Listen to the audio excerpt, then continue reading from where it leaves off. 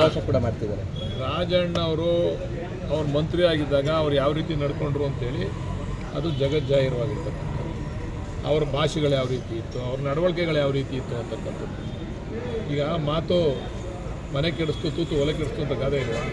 ಹಂಗೆ ಅವ್ರ ಮಾತಿನಿಂದ ಅವ್ರು ಕೆಟ್ಟಿರ್ತಕ್ಕಂಥದ್ದೇ ವಿನ ಬೇರೆ ಯಾರ ಷಡ್ಯಂತ್ರನೂ ಇದರಿಂದ ಇಲ್ಲ. ಈಗೇನು ಮಾಡಕ್ಕೆ ಹೊಂಟವ್ರೆ ನನಗೆ ಗೊತ್ತಿರಂಗೆ ಅವ್ರು ಬೇರೆ ಪಕ್ಷಕ್ಕೆ ಹೋಗಿ ಹೊಂಟವ್ರೆ. ರಾಜಣ್ಣ ಅವರ ಸರ್ ರಾಜಣ್ಣ BJP ಪಕ್ಷಕ್ಕೆ ಈಗಾಗಲೇ ಅರ್ಜಿ ಹಾಕ್ಕೊಂಡವ್ರೆ, ಹೊರಡಕ್ಕೆ ಹೊಂಟವ್ರೆ. ನಮ್ಮ ಮೇಲೆ ಗೂಬೆ ಕುಂಡಿಸ್ಬೇಕು, ನಮ್ಮ ನಾಯಕರ ಮೇಲೆ ಗೂಬೆ ಕುಂಡಿಸ್ಬೇಕು.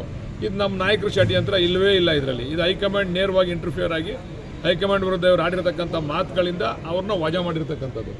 ಬೇಕು ಅಂತೇಳಿ ನಮ್ಮ ಪಕ್ಷದ ಮೇಲೆ ಗೂಬೆ ಕುಂಡಿಸಿ ನಾವು ಆಚೆ ಹೋಗ್ಬೇಕು ಅಂತಕ್ಕಂಥದಕ್ಕೆ ಇದೊಂದು ಪಿತೂರಿ ನಡೀತಾ ಇದೆ. ನಡೆಸಲಿ. ಅಲ್ಲ ಸರ್, ಪಾಪ ಡೆಲ್ಲಿ ಸಮಾವೇಶ ಮಾಡೋದು ನಾವು ಹಿಡ್ಕೊಳಕ್ಕಾಯ್ತದ? ಯಾರ ಜೊತೆಗೆ ಸರ್ ನೀವು ಅವ್ರನ್ನೇ ಕೇಳಿ. ಅಲ್ಲ, ನೀವು ಹಿರಿಯ ಶಾಸಕರಿಗೆ ತಗೊಂಡಿರ್ತೀರಾ ಸರ್? ಮ್ಯಾಪಿಂಗ್ ಮಾಡಿಸಿ ಅವ್ರಿಗೆ ಗೊತ್ತಾಯ್ತು. ರಾಜಣ್ಣ ಅವ್ರಿಗೆ ಸರ್, ರಾಜಣ್ಣ ಅವ್ರಿಗೆ ಅಲ್ಲ ರೀ, ಈಗ ರಾಜಣ್ಣ ಅವ್ರನ್ನ ಸ್ವಾಗತ ಮಾಡ್ತಾ ಇರೋರು ಯಾರು? BJP ನಾಯಕರಲ್ವಾ?